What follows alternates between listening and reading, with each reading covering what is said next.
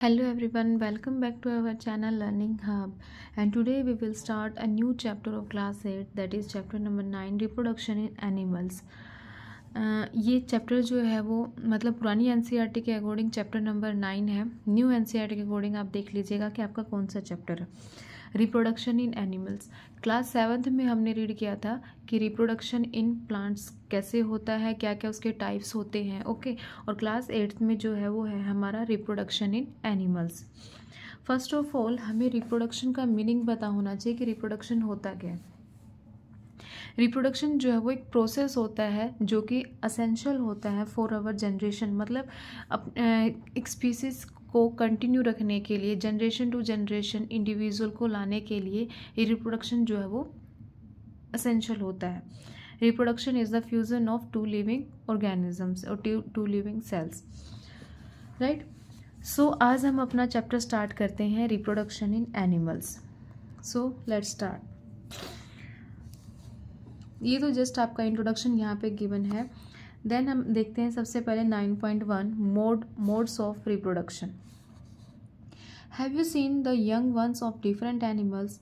Try to name some of the young ones by completing table 9.1 show in examples. मतलब जो young ones होते हैं, okay, उनका भी जो यंग वन आता है जो किसी भी पर्सन का या किसी एनिमल का, तो उसका एक नेम होता है। जैसे ह्यूमन का जो यंग वन होता है वो क्या होता है? बेबी होता है। वैसे ही कैट का यंग वन क्या होगा? हमारा किटन होगा। तो ये जो है वो आपको पता होना चाहिए। कैट का यंग वन जो है वो किटन होता है, डॉग का पपी, बटरफ्लाई का जो यंग वन होता है दैट इज कैटरपिलर, हैन चिक, काऊ का जो यंग वन होता है काफ, क्या होता है? काफ, एंड द फ्रॉग का जो यंग वन होता है is known as a tadpole. ये जो है हमें पता होना चाहिए कि किस एनिमल का जो यंग वन है वो किस नेम से जाना जाता है। Just as in plant there are two modes, मतलब प्लांट्स के अंदर भी दो ही मोड थे, asexual reproduction and the sexual reproduction. Same as प्लांट्स के अंदर भी, एनिमल्स के अंदर भी क्या है? दो ही मोड होते हैं। First one is the sexual reproduction and second one is the asexual reproduction. क्या होते हैं? दो टाइप होते हैं, sexual reproduction and the asexual reproduction, right. First we start with the sexual reproduction. Sexual reproduction होता है क्या? Sexual reproduction में क्या होता है कि दो ऑर्गेनिजम्स जो हैं वो रिक्वायर्ड होते हैं, male and the female. Fusion होना मेल एंड फीमेल गैमेट्स का, मतलब एक मेल गैमेट का और एक फीमेल गैमेट का। गैमेट मतलब एक सेल का, मतलब दो, एक मेल सेल का और एक फीमेल सेल का जब फ्यूजन हो जाता है आपस में, तो वो क्या कहलाता है? हमारा सेक्शुअल रिप्रोडक्शन कहलाता है। Okay, you will remember that plants that reproduce sexually have male and female reproductive parts। मतलब जो सेक्सुअली रिप्रोड्यूस करते हैं उनके पास दो पार्ट्स जो है वो नेसेसरी होते हैं। First one is the male and second one is the female. Can you name this parts? In animals also male and female have different reproductive parts और organs like plants. The reproductive parts in animals also produce gametes that fuses to form the zygote. Okay, जैसे यहाँ पे ये एक male part है, okay, and this one is the female. ये एक mail cell है, ये एक फीमेल सेल है। तो जब ये आपस में फ्यूज कर जाएंगे तो ये जो बनाएंगे, ये सेल बनाएंगे, that cell is known as the zygote, that is known as the zygote. और ये जो प्रोसेस होता है ये होता है हमारा sexual reproduction, that is the fusion of male and the female. इनको गैमेट भी बोल देते हैं और सेल भी बोल देते हैं। Fusion of male gamete with female gamete to produce a new cell and that cell is known as the zygote, is known as the sexual reproduction. ये जो है हमारी सेक्सुअल रिप्रोडक्शन की क्या है? डेफिनेशन है। ओके, यहाँ पे लिखा भी हुआ है, fusion of mail and female gametes is called the sexual reproduction. Late us find out the reproductive parts. अब हमने ये तो देख लिया है कि सेक्सुअल रिप्रोडक्शन होता क्या है, इसमें क्या क्या चीज़ें जो है वो चाहिए होते हैं। सबसे पहले हम देखेंगे कि मेल रिप्रोडक्टिव ऑर्गन कौन कौन से होते हैं जो कि हमारी रिप्रोडक्शन के अंदर हेल्प करते हैं। Okay, so start with the mail reproductive organ. The mail reproductive organ include a pair of testis. क्या होता है इसके अंदर? एक पेयर होता है टेस्टिस का। This is the diagram of male reproductive organ in human. ये है हमारे मेल रिप्रोडक्टिव ऑर्गन का डायग्राम। इसके अंदर हमें क्या क्या चाहिए होता है? अ पेयर ऑफ टेस्टिस। ये जो डायग्राम शो है यहाँ पे, ये जो स्ट्रक्चर शो है, ये क्या है? हमारा testis. Two sperm ducts and a penis. These are the sperm ducts, जिसके साथ टेस्टिस जो है वो ज्वाइन होती है, sperm duct and a penis. The testis produce the male gamete called the sperm. ये जो है हमें पता होना चाहिए कि मेल रिप्रोडक्टिव ऑर्गन के अंदर क्या पार्ट थे। ये हमें pair of testis, 2 sperm ducts and a penis, 3 part इसके अंदर इंक्लूड होते हैं। एक पेयर टेस्टिस का होता है, 2 पेयर स्पर्म डक्ट के होते हैं and 1 is penis. The testis produce the male gametes called the sperm. जो टेस्टिस है वो एक मेल गैमेट प्रोड्यूस करती है जो आगे जाके फ्यूज होता है। मतलब टेस्टिस तो एक स्ट्रक्चर है, उस स्ट्रक्चर से हमें क्या मिलता है, मेल गैमेट मिलता है। That male gamete is known as the sperm, जो आगे जाके फर्टिलाइजेशन करता है, जो कि रिप्रोडक्शन में हेल्प करता है। Millions of sperms are produced by the testis. एक स्पर्म प्रोड्यूस नहीं होता है, मिलियंस ऑफ स्पर्म्स जो है वो प्रोड्यूस होते हैं। तो sperms are very large very small in size. क्या साइज होता है इसका, स्मॉल साइज होता है। Each has a head. अब इसने स्पर्म का ये जो है वो ह्यूमन स्पर्म का जो है वो डायग्राम है। ह्यूमन स्पर्म के अंदर 3 पार्ट होते हैं, अ हेड, मिडल पार्ट, ये वाला जो होता है ये हमारा क्या है, हेड है। सेंटर में जो है वो मिडल पार्ट होता है एंड द लास्ट में जो होता है टेल होता है। टेल जो है उसकी मूवमेंट के अंदर हेल्प करता है। Okay, Does it appear to be a single cell? Indeed, each sperm is a single cell with all the usual cell components. हर एक स्पर्म जो है वो एक सिंगल सेल होता है with all the usual cell components. मतलब इसके अंदर सारे सेल जो है वो प्रेजेंट होते हैं। जो हेड है, एक्रोसोम बॉडी इसके अंदर प्रेजेंट होती है। गोल्जी बॉडी जो एक सेल ऑर्गेनली है हमारी गोल्जी बॉडी, वो इसकी फॉर्मेशन के अंदर हेल्प करती है। ये फर्दर हम हायर क्लासेस के अंदर इस चीज़ को रीड करते हैं। ओके, 8th क्लास के अंदर आपका जस्ट एक इंट्रोडक्शन है कि रिप्रोडक्शन कैसे होता है, कौन कौन से पार्ट्स जो हैं वो इसके अंदर इंक्लूड होते हैं। तो हमने देखा कि मेल रिप्रोडक्टिव ऑर्गन हम पढ़ चुके हैं। मेल रिप्रोडक्टिव ऑर्गन के अंदर हमने देखा अ पेयर ऑफ टेस्टिस होता है, अ पेयर ऑफ स्पर्म डक्ट होता है और एक पेनिस होता है। और जो टेस्टिस का मेन जो काम होता है to produce the male gamete that is known as the sperm. Okay, and the sperm के फर्दर 3 पार्ट होते हैं स्ट्रक्चर के, head, a middle piece and a tail. और टेल जो है वो उसकी मूवमेंट के अंदर हेल्प करता है, राइट। ये था एक male reproductive organ. Now female reproductive organ. The female reproductive organ are a pair of ovaries. उसके अंदर पेयर ऑफ टेस्टिस प्रेजेंट था। फीमेल के अंदर क्या प्रेजेंट होता है, ओवरीज प्रेजेंट होता है। These are the ovaries. Okay, एक राइट ओवरी होती है, एक लेफ्ट ओवरी होती है। ओविडक्ट, और ओवरी के साथ जो कनेक्टेड होता है वो क्या होता है, ओविडक्ट। वैसे ही टेस्टिस के साथ जो कनेक्टेड होता है वो क्या था, स्पर्म डक्ट, जिसमें से स्पर्म जो है वो ट्रेवल करता है।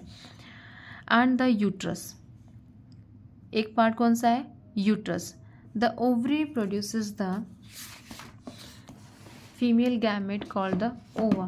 जो ओवरी है वो फीमेल गैमेट प्रोड्यूस करती है, that is known as the ova. और वहाँ पे जो मेल के अंदर जो है स्पर्म है वो कौन प्रोड्यूस करता है, टेस्टिस।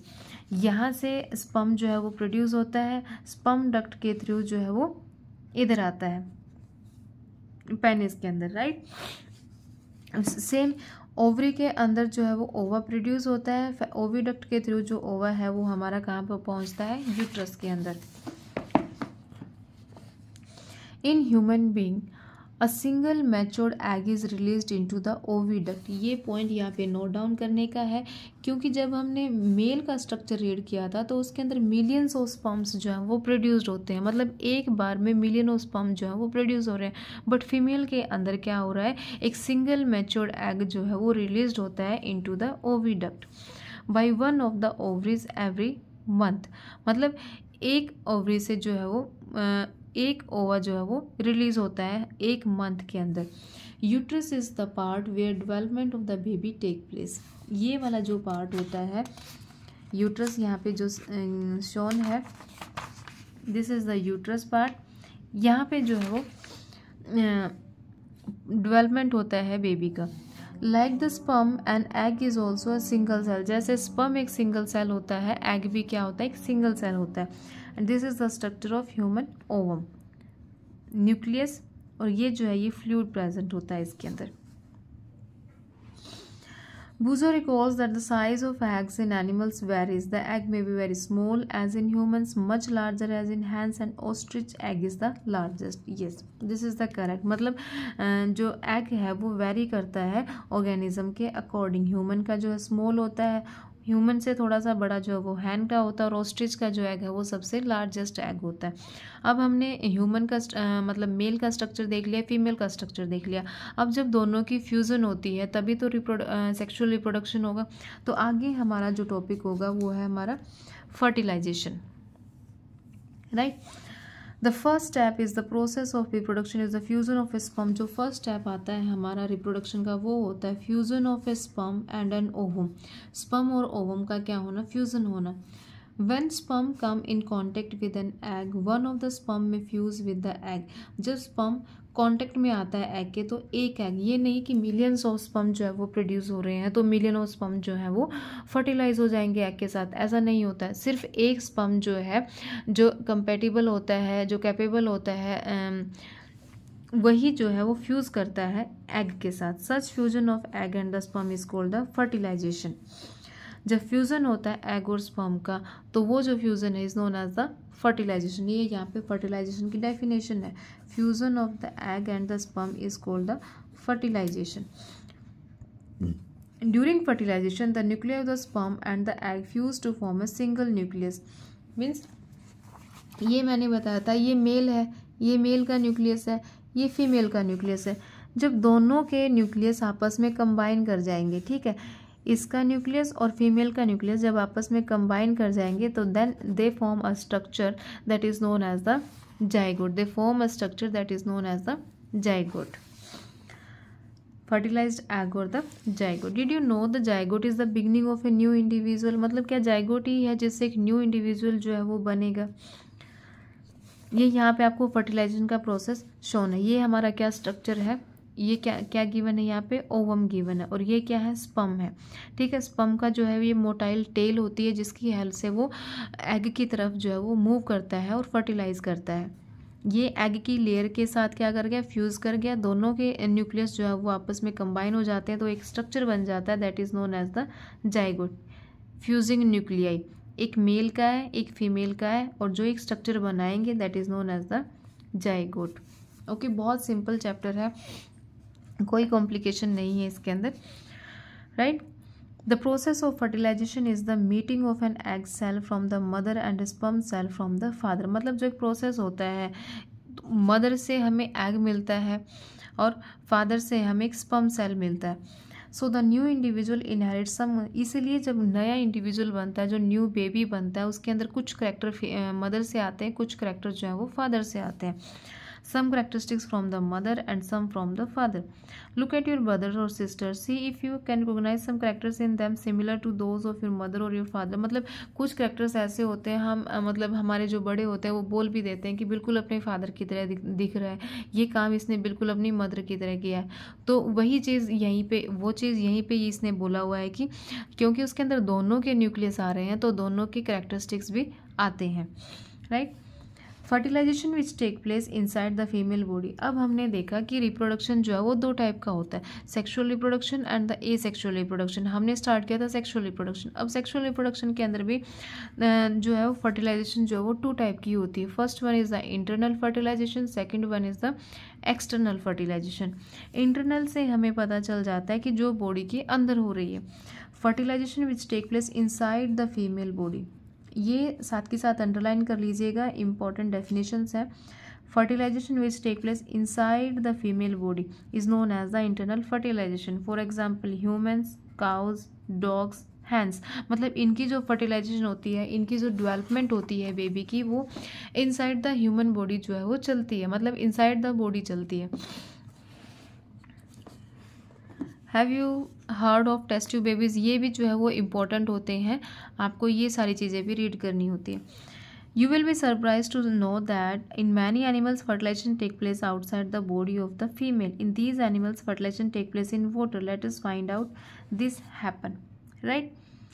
ड्यूरिंग स्प्रिंग और rainy season frog and toads move to ponds, मतलब जब स्प्रिंग सीजन होता है, रेनी सीजन होता है, तो बहुत ज़्यादा फ्रॉग्स जो है वो आ जाते हैं, और वो मतलब जहाँ पे पानी इकट्ठा होता है मोस्टली वो वहीं पर पाए जाते हैं।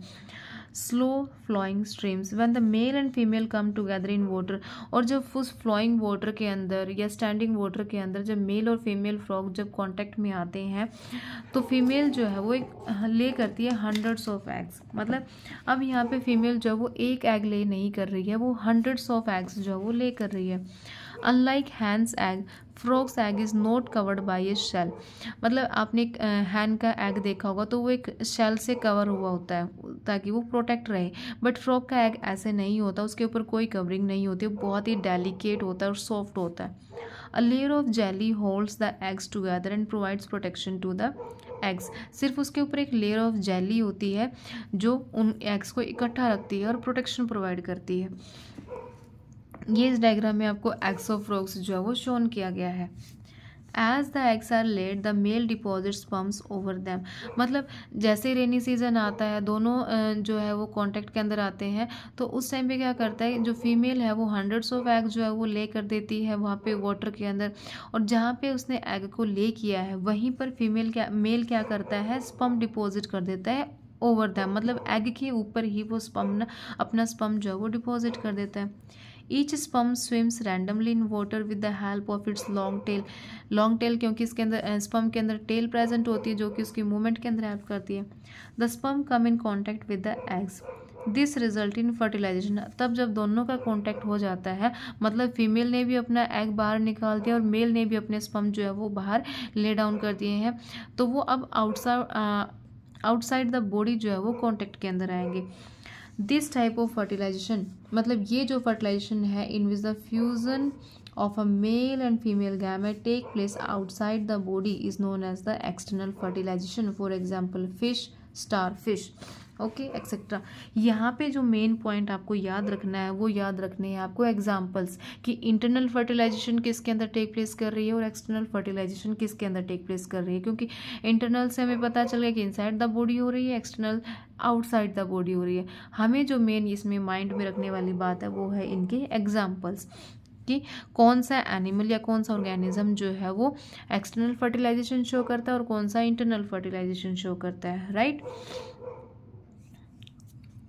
Now move to the next page. The next is the development of embryo. ये चीज़ भी हमें पढ़ लेनी चाहिए कि यहाँ पे क्या लिखा हुआ गिवन है, ओके। तो दीज एनिमल्स ले hundreds of eggs and release millions of sperm, मतलब ये जो एनिमल्स होते हैं, मतलब जो एनिमल्स फर्टिलाइजेशन शो करते हैं एक्सटर्नल द बॉडी, मतलब जो एक्सटर्नल शो करते हैं वो मिलियंस ऑफ स्पर्म्स और एग्स जो है वो रिलीज करते हैं। क्यों करते हैं? Because eggs and sperms get expose to water movement, wind and rainfall. There are other animals in the pond which में फीड ऑन एग्स, मतलब कुछ एनिमल्स ऐसे होते हैं, कुछ ऑर्गेनिजम्स ऐसे होते हैं वाटर के अंदर जो एग्स के ऊपर फीड कर लेते हैं, तो वो खा लेते हैं उन एग्स को, तो वो तो वैसे ही चले वेस्ट हो गए हैं, ठीक है। तो इसलिए ये हंड्रेड्स ऑफ एग्स और मिलियंस ऑफ स्पर्म्स जो है वो रिलीज करते हैं ताकि कोई ना कोई तो आपस में फ्यूज़ करेगा और एक इंडिविजुअल जो है वो बन जाएगा, राइट। क्योंकि उसमें से कुछ नंबर ही इंश्योर होते हैं फर्टिलाइजेशन के लिए और कुछ जो है वो वेस्ट हो जाते हैं, कुछ ऑर्गेनिजम्स जो है उनको फीड कर लेता है, तो इसलिए ये हंड्रेड्स के इनका जो नंबर होता है वो बहुत ज़्यादा एक्सेस में होता है, okay. Development of embryo, fertilization result in the formation of zygote. अब हमने ये देखा था कि फर्टिलाइजेशन हुई है, फर्टिलाइजेशन से जो सेल हमें मिला वो क्या मिला है? जाइगोट। अब जाइगोट तो बन गया है, अब जो बेबी बनना है, मतलब ह्यूमन बींग का जो बेबी बनना है या किसी एनिमल का जो बेबी बनना है, अब जाइगोट तक तो बन गया, उससे आगे उसका फर्दर प्रोसेस क्या है, ओके। अब जाइगोट के अंदर जो है वो डिविजन्स होंगे, माइटोसिस, मियोसिस, ये वाले जो डिविजन्स हैं वो टेक प्लेस करेंगे। उस टेक प्लेस से है which begin to develop into an embryo, जो नेक्स्ट स्ट्रक्चर बनेगा वो क्या बनेगा? हमारा एम्ब्रियो बनेगा। The zygote develops repeatedly to give rise to a ball of cells. Zygote जो है वो रिपीटेडली डिवाइड करता है, rise to give a ball of cells. The cells then begins to form a group that dwells into different tissues and organs of the body, मतलब अब ये जो cell है ये दोबारा फर्दर डिवाइड करता रहता है और डिफरेंट डिफरेंट टिश्यूज और ऑर्गन्स के अंदर जो है ये डेवलप हो जाता है, and this developing structure is known as the embryo.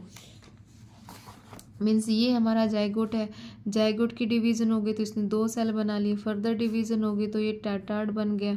Okay, further division हुई तो ये ऐसे ऐसे स्ट्रक्चर बना लेता है and make ball like structure बना लेता है, and that ball like structure is known as the embryo. और एम्ब्रियो ही फर्दर जो है वो ऑर्गन के अंदर जो है वो डेवलप होना स्टार्ट हो जाता है। मतलब अब यहाँ पे एम्ब्रियो के जो स्ट्रक्चर है वो अब डिटरमाइंड होता है, डिटरमाइंड होता है मतलब अब यहाँ पे डिसाइडेड होता है कि इसका ये वाला पोर्शन जो है वो हेड बनाएगा, ये वाला जो है वो लेग बनाएगा, ये वाला जो है वो हैंड बनाएगा, ये सारी चीज़ें जो है वो फिक्स होती हैं।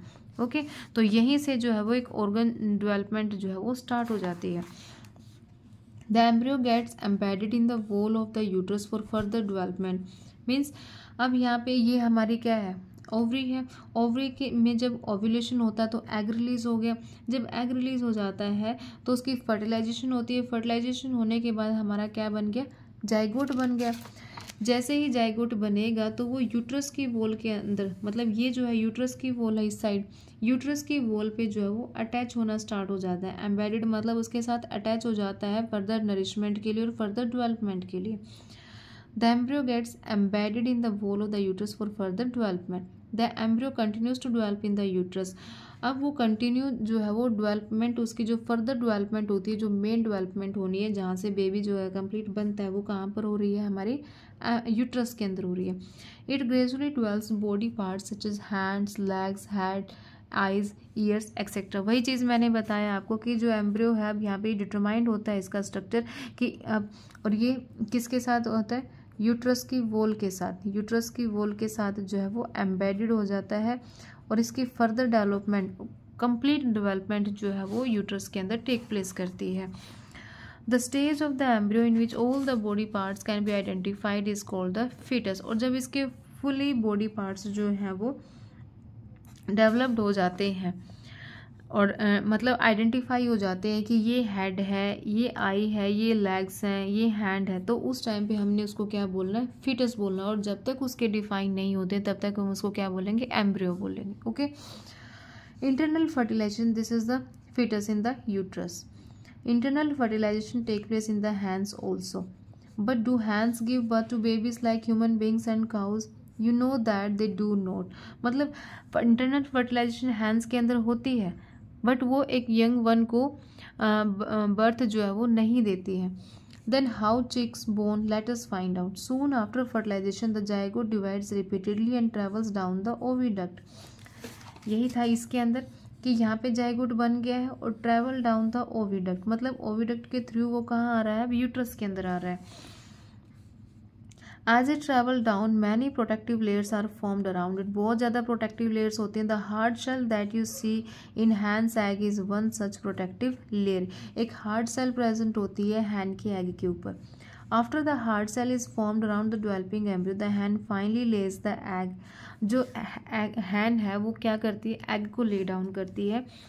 The embryo takes about 3 weeks to develop into a chick. उसको कितना दिन लगते हैं, 3 week, मतलब 3 हफ्ते उसको लगते हैं एक चिक में डेवलप होने के लिए। You must have seen the hen sitting on the eggs to provide the sufficient warmth. Okay, मतलब जब तक वो चिक जो है वो बाहर नहीं निकलता तब तक जो हैंड है वो उसके ऊपर प्रॉपरली बैठी रहती है ताकि उसको एक वार्म, मतलब गर्मी जो है वो उसको दे सके। बिकॉज वार्म जब उसको प्रॉपरली प्रोवाइड होगी तभी वो अच्छे से डेवलप करेगा, अदरवाइज जो है वो नहीं करेगा। Did you know that development of the chick take place inside the egg shell? During this period, after the chick is completely developed, it burst open the egg cell। और जब वो completely develop हो जाता है तो जो egg है वो burst हो जाता है और जो chick जो है वो बाहर निकल आता है। In animals which undergo external fertilization, development of the embryo take place outside the female body. The embryo continue to grow within their egg covering. After the embryo develop, the egg hatch। जब embryo develop हो जाता है तो egg जो है वो hatch करता है। You must have seen numerous tadpoles swimming in ponds and streams. ये सारी चीज़ें तो हम बहुत देखते हैं। जब रेनी सीजन आता है तो उस टाइम पे टैडपोल्स भी बहुत होते हैं, फ्रॉग भी बहुत होता है। ओके, तो ये सारी चीज़ें जो है वो हमें विजिबल होती हैं ईजीली, राइट। आज हम इस चैप्टर को यहीं तक कंटिन्यू करते हैं। नेक्स्ट क्लास में हम इस चैप्टर को कंटिन्यू करेंगे और फिनिश करेंगे। Okay, so thank you.